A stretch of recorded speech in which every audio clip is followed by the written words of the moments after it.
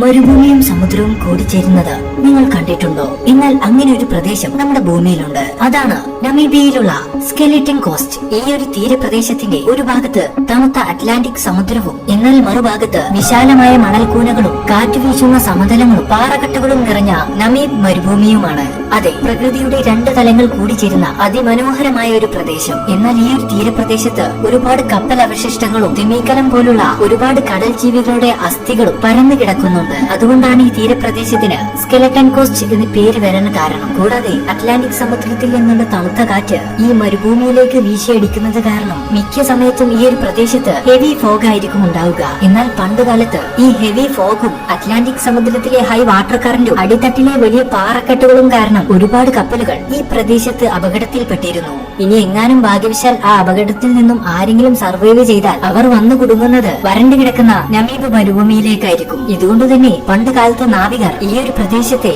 നന്നായി ഭയപ്പെട്ടിരുന്നു.